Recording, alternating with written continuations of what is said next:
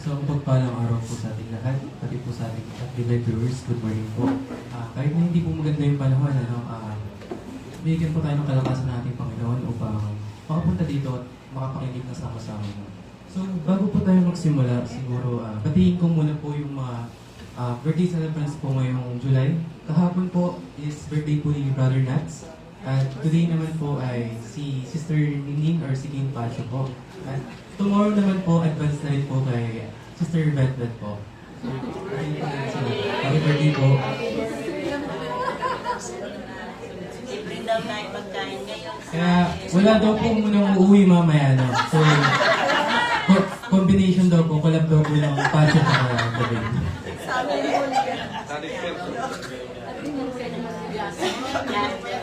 may training niya pare ko eh. Sige po, para po sa, tayo magsimula na po, no?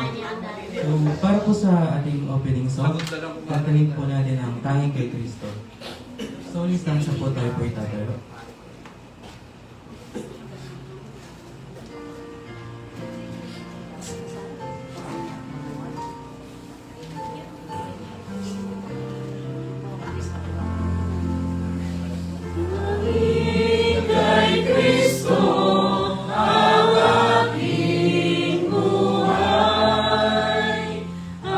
Sa kanya lang ipaangkin.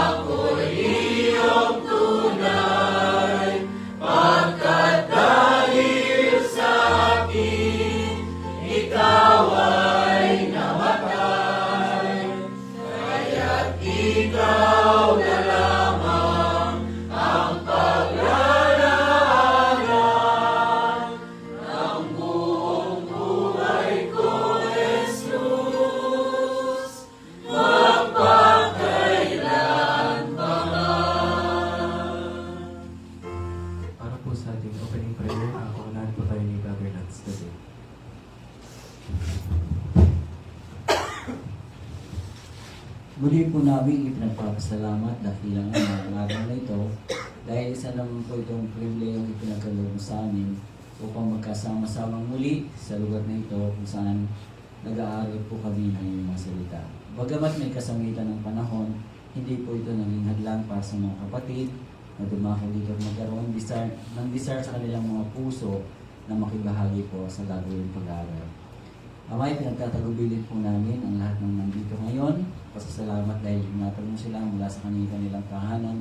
Hindi na akong po ang bawat isa dito ng mapayapa. Yung po aming mga kapatid na hindi nakadalo sa iba't ibang kadahilanan, ipinapanalangin din po namin sila na ingatan mo kung saan po sila naroon ngayon. Ang aming mga kasamahan na nakikibahagi sa FB Live, salamat din po. At nawa ang mga pagpapalang spiritual na ipagkakaloob mo sa amin ngayong umaga ay mas may patanggap po ng bawat isang nandito, maging ng nakikinig at maging ng mga makikibahagi po sa pag-aaral.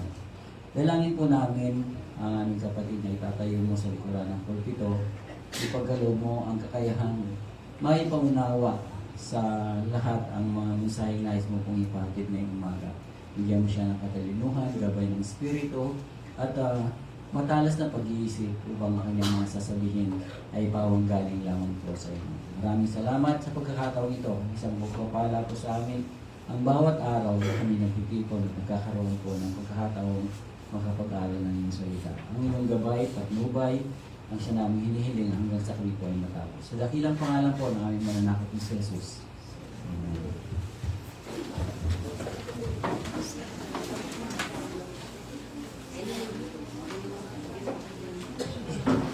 So, bago po basahin ang scripture reading po, tayo po ay makakarinig po ng isang tanging bilang po na sa piling member po ng Iglesia.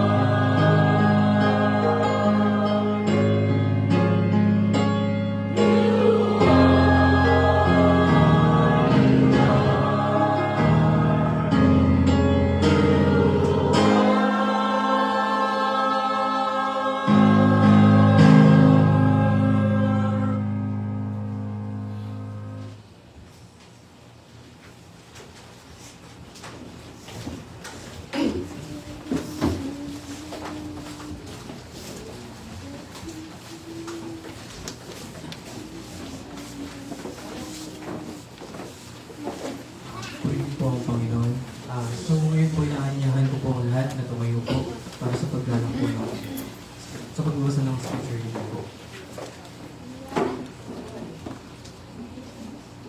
So, makikita po ang aking babasahin sa 1 John, chapter 4, verse 16. 1 John, chapter 4, verse 16.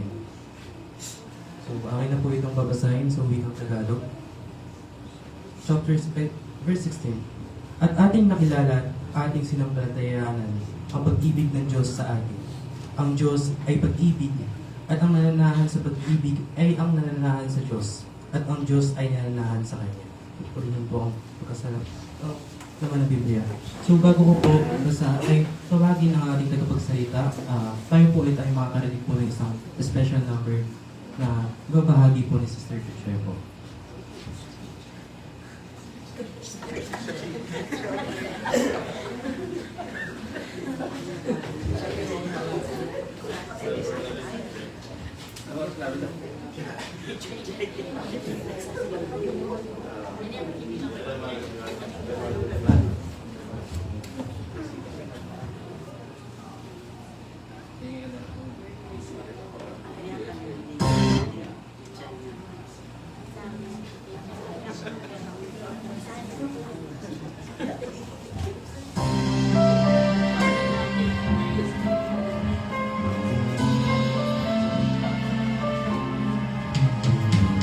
There's a love song rising up inside me. This feeling in my heart must be released. I feel so alive, I just can't help but sing about the one who makes my heart beat. I love living in love with Jesus. I love knowing that He loves me. Here is the sunshine in my heart when the way is dim. Oh, how I love living in love with Him.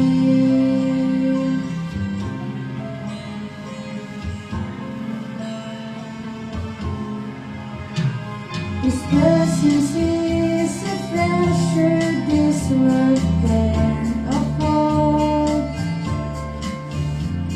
Each day with Him is sweeter than before. He satisfies me, yet He makes me long for more. Even in the sunshine and the storm, I love living in love with Jesus. I love knowing that He loves me. He makes the sunshine in my heart when the way is dim. Oh, how I love living in love with Him. I love living in love with Jesus. I love knowing that He loves me. He makes the sunshine in my heart when the way is dim. Oh, how I love living in love with Him. He makes the sunshine in my heart when the way is dim. Oh, how I love living in love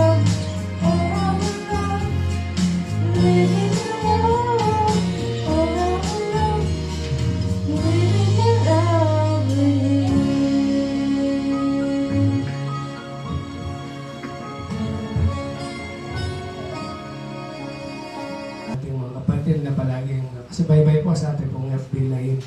Good morning po. Ang ganda ng mga kanta. You are. Tapos living, title natin, Living in the Love of God. Actually, ang talagang title po nito is Living in the Atmosphere of Love of God. Kaya tinanggal ko na yung atmosphere. Mas maganda yung Living in the Love of God. Yan. Pero, sabi nga po doon sa ating text na 1 John 4:16, and we have known and believe the love that God has for us. God is love, and whoever abides in love abides in God, and God abides in him. Pagka po sinabi natin atmosphere, ito yung kapaligiran. Marami tayong mga iba-ibang ambience natin. Kapag nagdi-December na, talagang ramdam na natin yung ambience ng Pasko.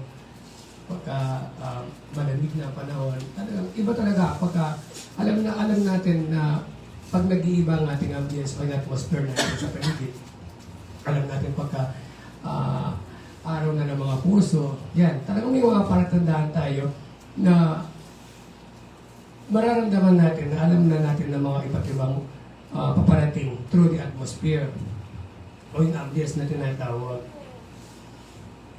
Marami pong nabubuhay sa mundo na ito na may iba't ibang atmosphere or kapaligiran or ambience.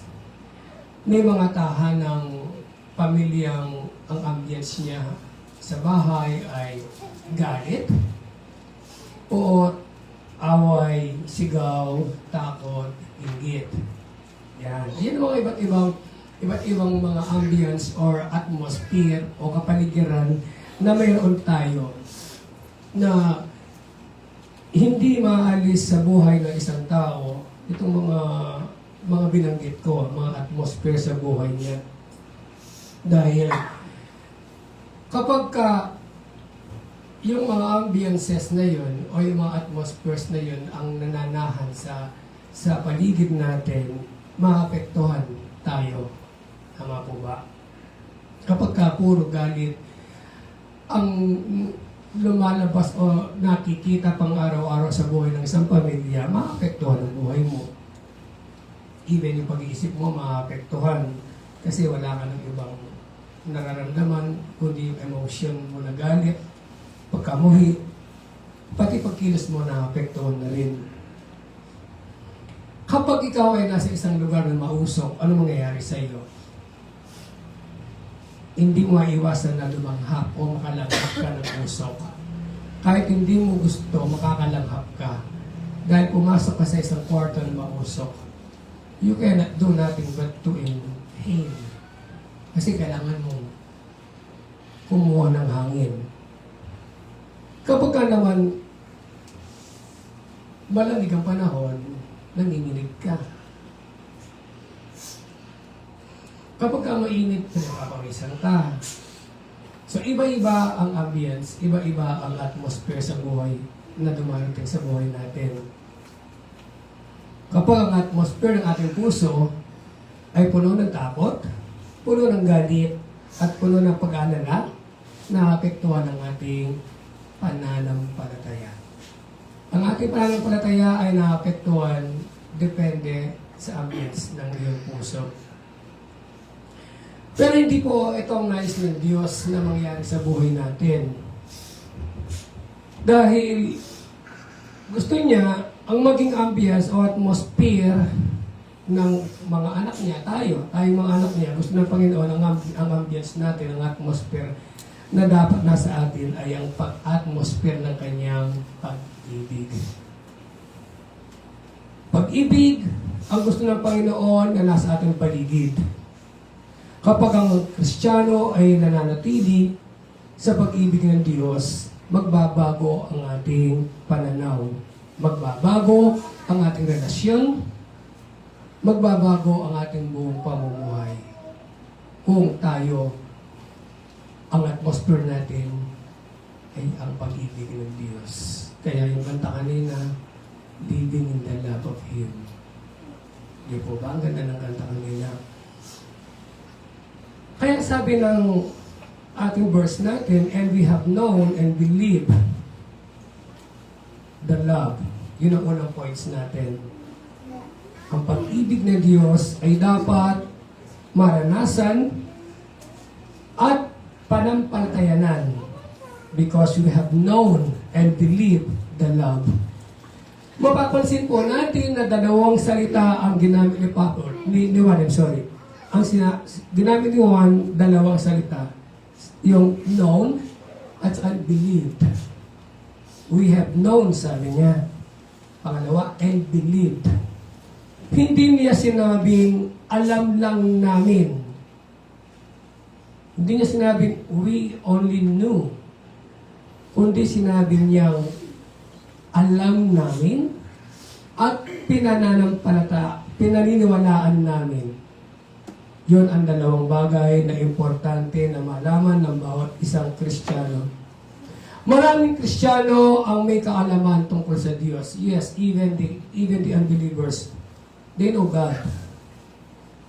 But hanggang saan ang pagkaalam nila sa Panginoon? Kakaunti lang ang tunay na naniniwala sa Kanyang pag-ibig. Minsan nakakalungkot kapag ang isang Kristiyano nagkaroon ng problema, agad niyang sinasabi o iniisip, pinaparusahan na siguro ako ng Diyos. Kapag hindi masagot ang panalangin ng isang Kristiyano, baka hindi na ako mahal ng Diyos kasi hindi niya binibigay yung gusto ko. Kapag nagkasala tayo, sasabihin natin, hindi na siguro ako mapapatawad ng Diyos. Bakit ganun ang lumalabas sa isip natin? Sabi ni Juan, we have known and believed. Huwag lang basta alam mo na mahal ka ng Diyos, paniwalaan mo, sabi niya. Maraming mga Kristiyano ang natitisod dito natatalisod, sorry. Hindi nila alam yun. Hanggang alam lang nila mahal sila ng Diyos. Pero hindi nila pinaniwalaan na talagang mahal sila ng Diyos. Kuha niyo po. Maraming tao ang nakarinig ng Ebanghelyo, ngunit hindi lahat ay nagtitiwala sa pag-ibig ng Diyos. Tandaan natin na ang pag-ibig ng Diyos ang unang kumilos, hindi tayo. Ang Diyos ang unang gumawa ng paraan, ang siyang unang humakbang para ipakilala ang pag-ibig na meron siya. Hindi tayo ang unang nagmahal sa Diyos, siya ang unang umibig sa atin.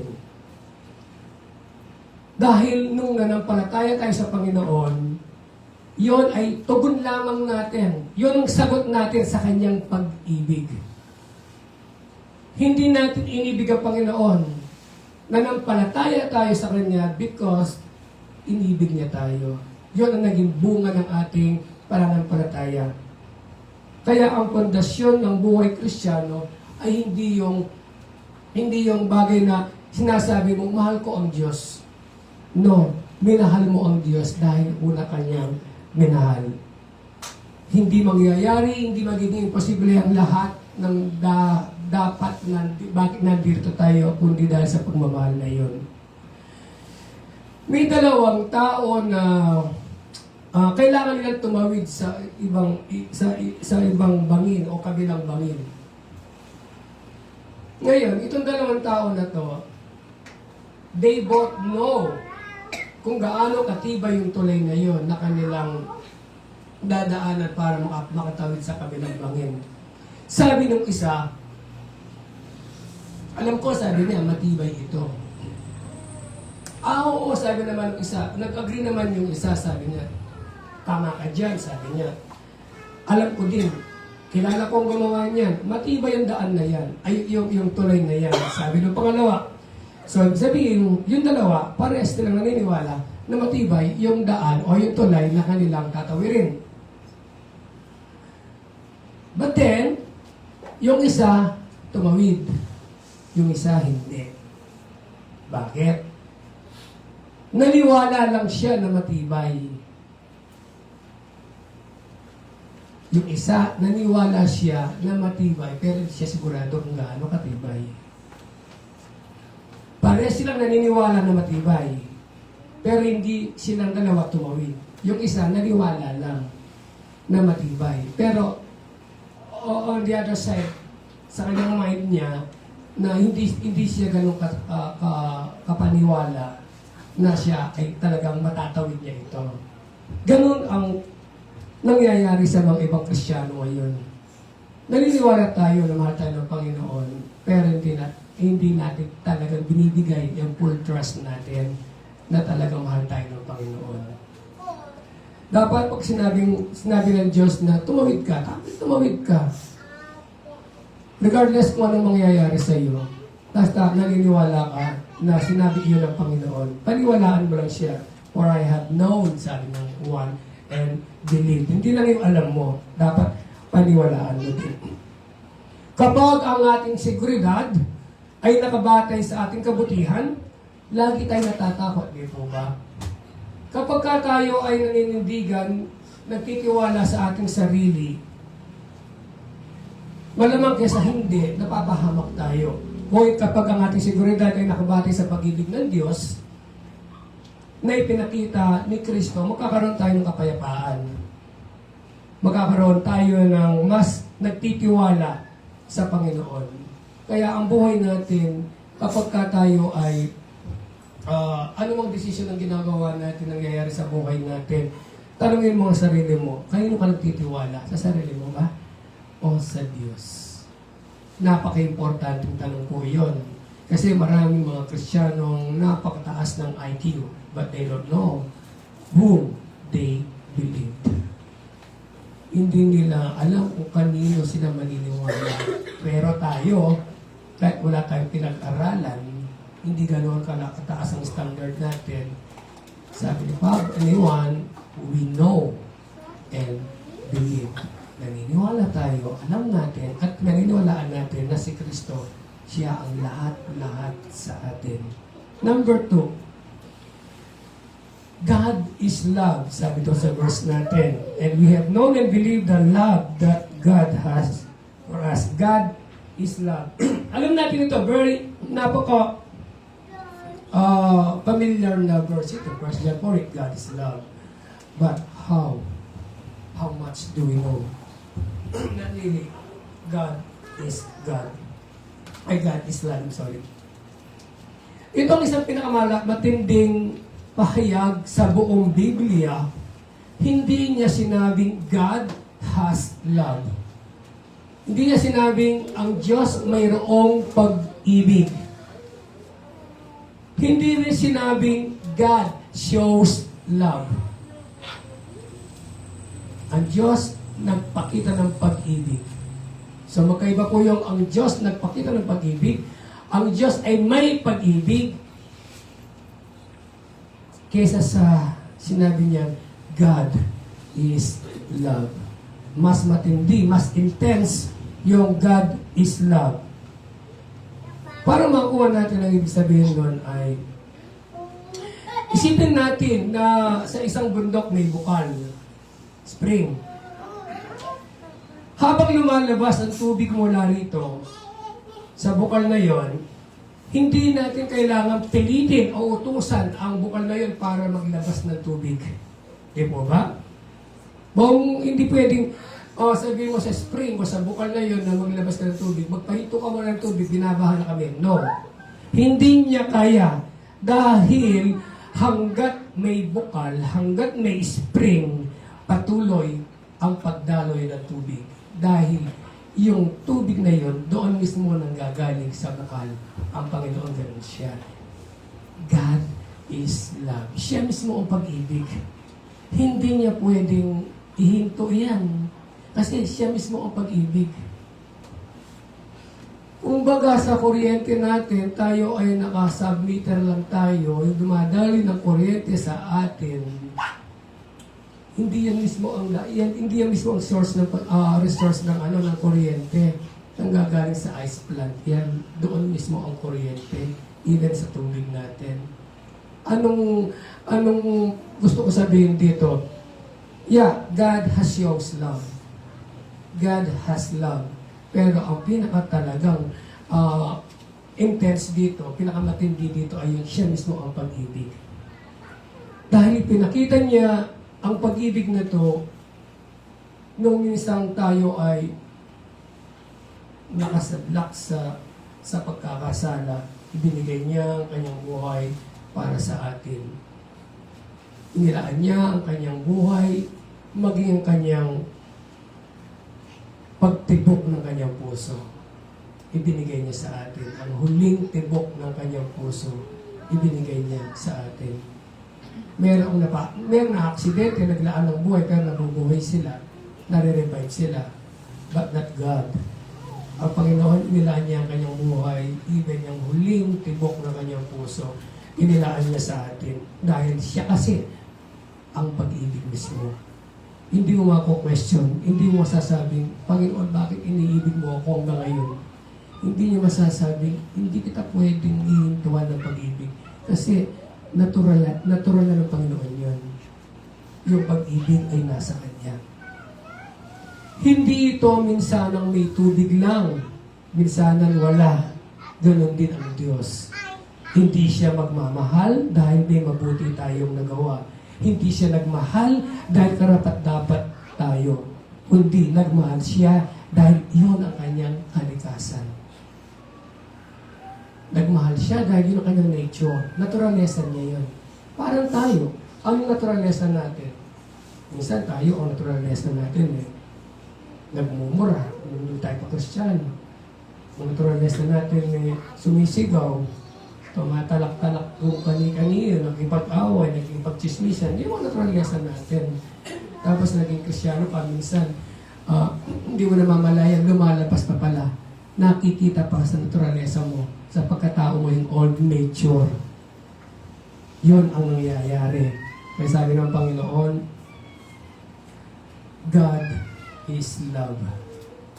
Sa pagmamahal na yon ay pinaranas niya sa atin, at kapag natanggap na natin yung pagmamahal na yon, I don't think mararanasan pa natin yung mga bagay na dumarating sa atin, yung naturalesa natin. Sabi ni Pablo, dalawang bagay ang pumipigil ang nabubuhay sa sarili ko. Yun yung isang bagay na naturalesa mo at yung spiritual na bagay. Pero, once you have known Christ, ano mangyayari doon? Lahat ng lumang pagkatao ay nabago na. Ibig sabihin, hindi sa iyong sariling kakayahan, sariling kalakasan, binago mo. Binabago ka ng Panginoon araw-araw sa tulong ng Banal na Espiritu na nasa atin para yung naturalesa natin, at least kahit paano, nababawasan hanggang sa mawala na po lahat.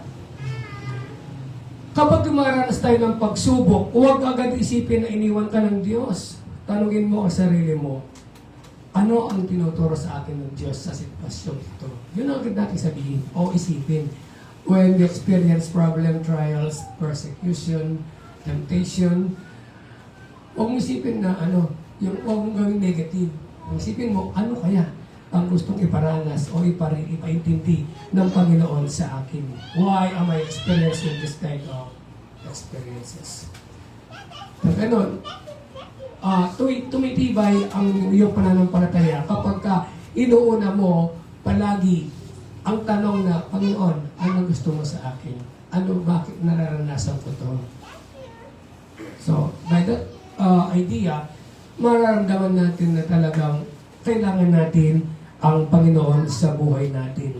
Dahil ang pag-ibig ng Diyos ay hindi laging komportable. Ano ibig sabihin ng ang pag-ibig ng Diyos, sabi niya, ay hindi laging komportable. Ngunit lagi itong mabuti.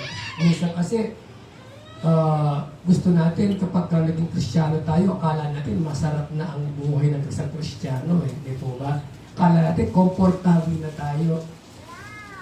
Akala natin lahat ng pangangailangan natin sustained ng Panginoon, supplied ng Panginoon. Hindi po ganoon ang buhay ng Kristiyano. Sinabi niya na kung gusto mong sumama sa akin, masalin mo ang paut ko. Sabi, problems, trials, Sa pagsunod kay Kristo, may nakalaan, may nakakakibat na pagsubok, problema. Pero, hindi na naman niya pababayaan. I will never leave you, nor forsake you, sabi ng Panginoon. Isipin mo na lang na isang bata, mag-ama, ang isang anak ay na-infeksyon. Dinala ng ama ang anak sa isang doktor para ineksyonan dahil na-infect nga. Pero alam mo na tutusok ang karayom sa katawan ng bata. Napaka-tender ng balat ng bata. At umiiyak ang bata dahil tuturukan siya ng ineksyon. Iniisip marahil ng bata, bakit ako pinaparusahan ng ama ko? Ba't pinahayaan niya tusukin yung balat ko o yung katawan ko? Pero, ginawa yun ng ama niya dahil para sa kabubuti niya. Dahil na-infection siya. Kung hindi siya matuturukan, hindi siya gagaling. Ganon ang Panginoon sa atin. Minsan, problema, pagsubok sa buhay natin, inaalaw niyang mangyari sa buhay natin. Masakit man sa atin, masakit man sa Kanya. Pero inahayaan niya ito dahil in the end, makakapagbigay ito ng lunas sa bawat isa sa atin. If we accept those trials given by God o allowed by God, mapapabuti ang ating relasyon sa Panginoon. Pangatlo, ang katibayan ng tunay na kaligtasan ay ang pananatili sa Diyos. Whoever abides in me o in love, abides in God. Kung sino man ang nananatili sa pag-ibig, nananatili siya sa Panginoon. Sinabi natin kanina, ang mismo pag-ibig ang Panginoon. Kaya sabi niya dito, na kung sino man ang nananatili kay Kristo, gano'n lang ibig sabihin nila. Kasi love is Christ, di ba? Love is God. Kung sino man nananatili kay Kristo, yung Kristo na yun o yung love na yun mananatili sa atin. Ang salitang abide, ang sentro ng talata, no, ibig sabihin ay manatili, mamalagi, at patuloy na mamumuhay. Yun ang abiding. So kung mananatili ka, sabi niya, sa pag-ibig, mananatili ang Diyos. Hindi ay tuloy-tuloy na pananatili. Maraming mga tao, maraming mga Kristiyano ngayon ang hindi nananatili sa church. Marami silang hinahanap, marami silang gustong tagapagsalita na sila lang gusto nila, pagkaayaw nila yung speaker, hindi sila umaattend. Bakit? Kasi may sarili silang gusto. May sarili silang paraan. May sarili silang style. Kung sino at ano at bakit.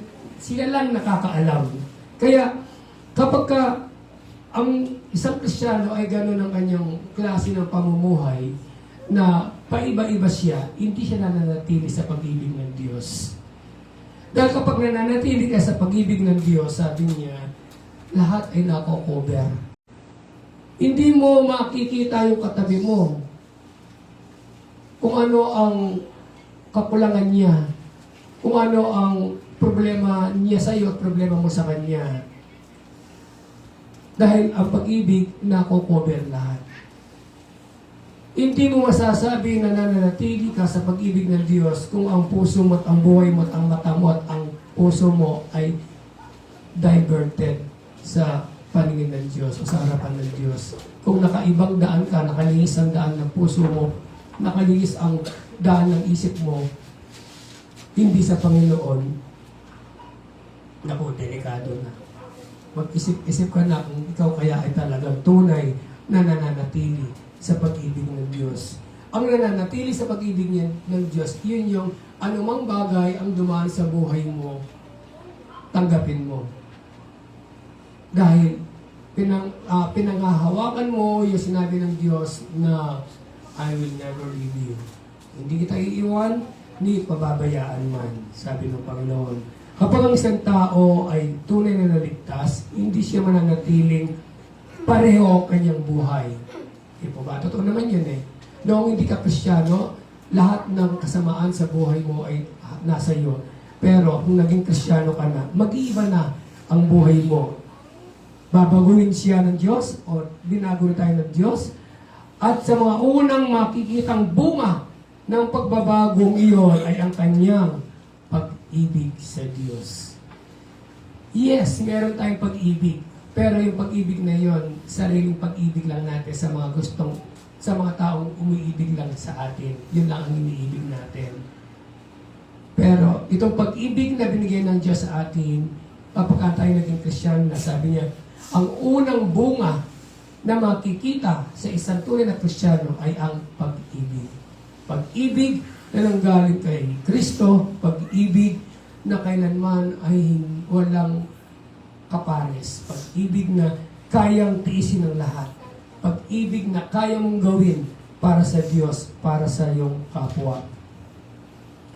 Hindi dahilan kung bakit tayo naligtas dahil sa pag-ibig. Ulitin ko, sabi niya, kaya ang pag-ibig ay hindi dahilan kung bakit tayo naligtas. Wow, sandali. Baka sabihin ninyo, o diba, for God so loved the world. Ibig sabihin, inibig tayo ng Diyos. Pero sabi ko dito, ang pag-ibig ay hindi dahilan kung bakit tayo naligtas. Ito ang patunay na ang Diyos ay kumikilos sa ating buhay sa pamamagitan ng pag-ibig. O, ulitin ko, baka ma-misinterpret niyo ako dito. Hindi dahilan ang pag-ibig.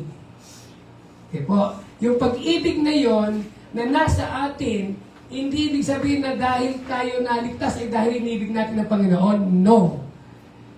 Kasi mahal ko ang Panginoon, kaya ako naligtas. Kasi gumagawa ako ng mabuti dahil sa pag-ibig na yon, kaya ako niligtas ng Panginoon.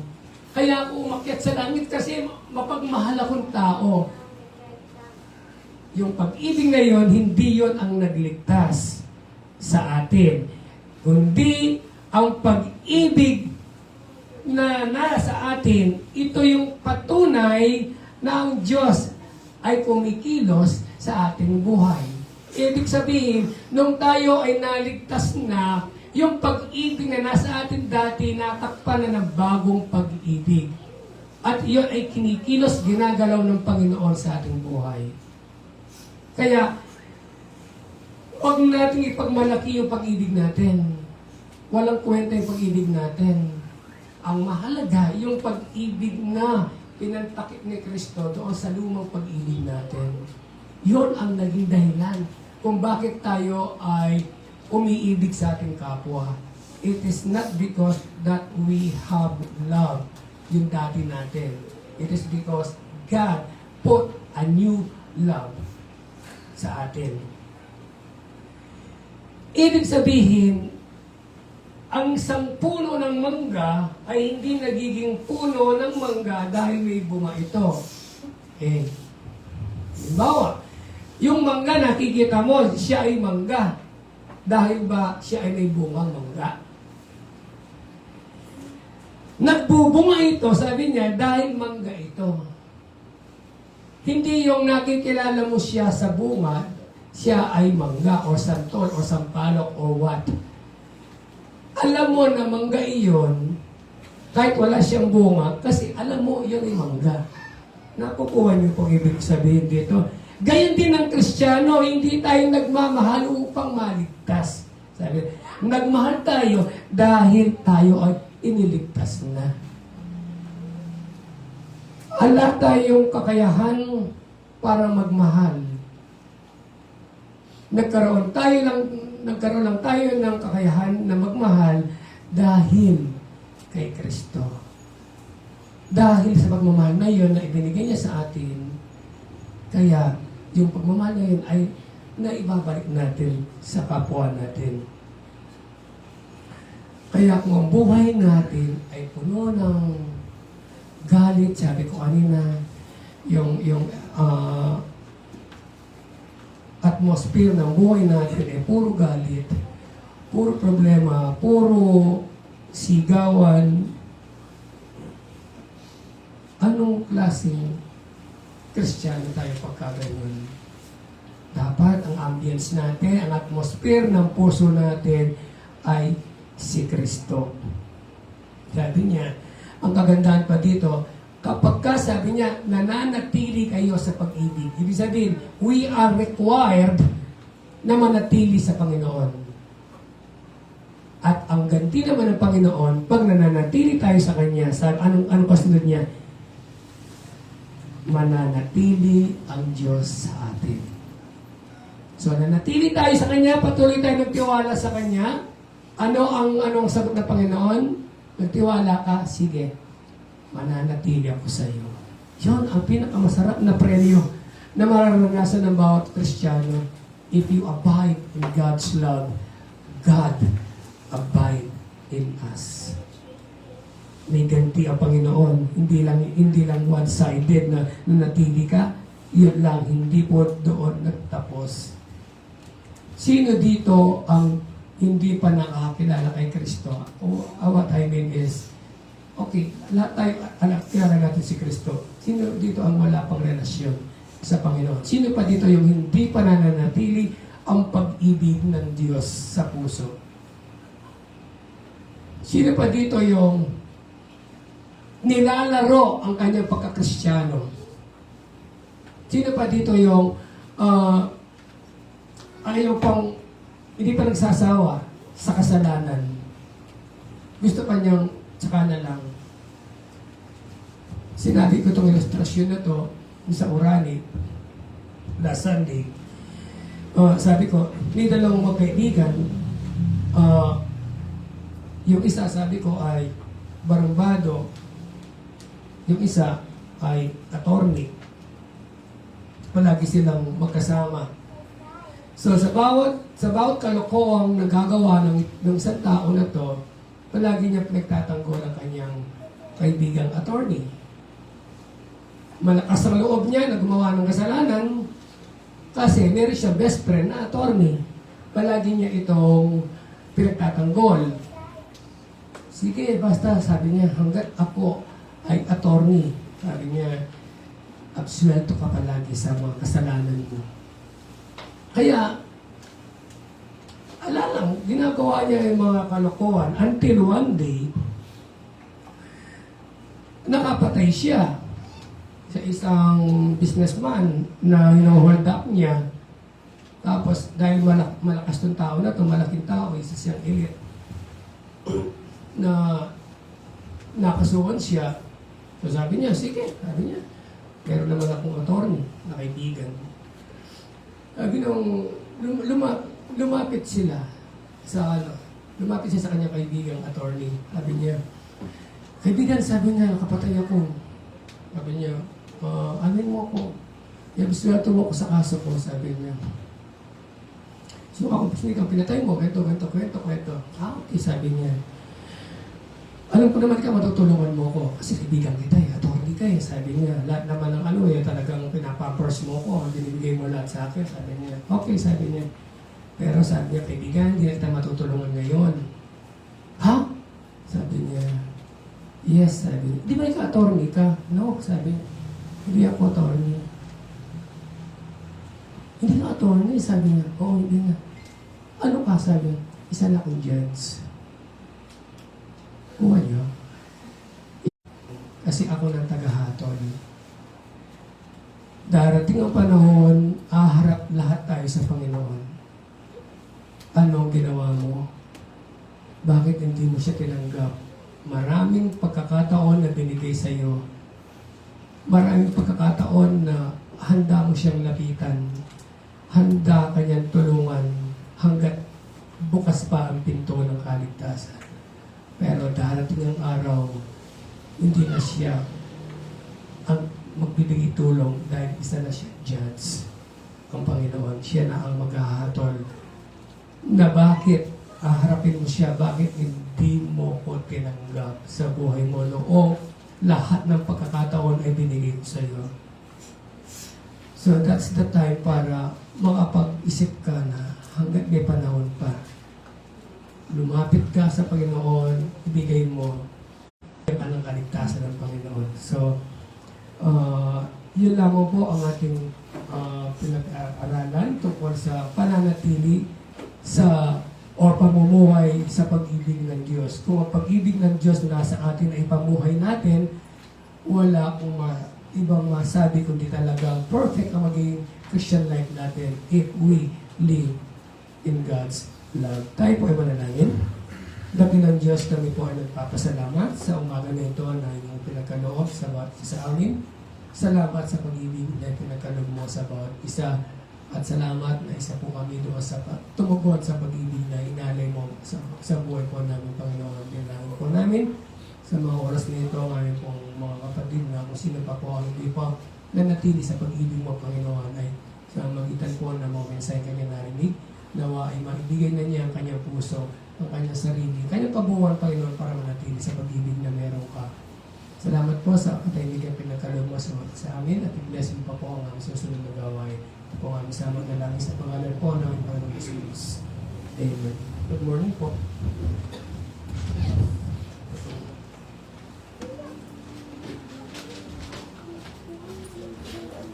Salamat po sa ating salitang ating napakinggan. So, pinaalalahanan nga po tayo ng Panginoon no, na mamuhay sa kanyang pag-ibig. Na hindi sapat na alam natin mahal niya tayo. Na kailangan din natin na lubos na magtiwala sa kanya. Na at naman ay hindi lang tayo maging tagapakinig lamang sa kanyang mga salita. Kundi mamuhay tayo araw-araw na nanatili sa kanyang pag-ibig at patuloy na magtiwala sa kanya. So, ngayon po, habang po ang ating pinagbubulay-bulayan po, no, para po sa ating closing prayer, kantahin po natin ang closing song po, ang Pag-ibig ng Diyos, or the love of God. Sorry.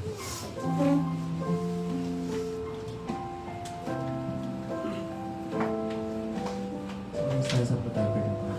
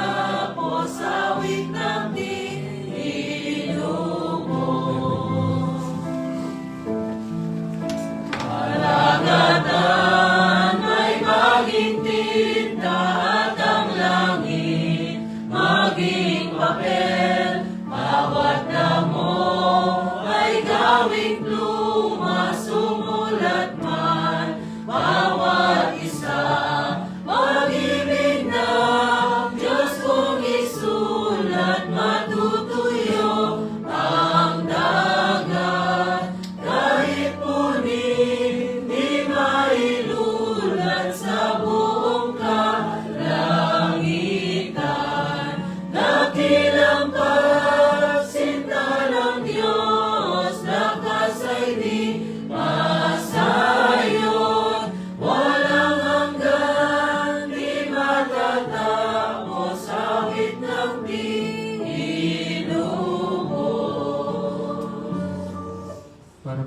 closing prayer, paunahin po tayo ng Brother Rupert.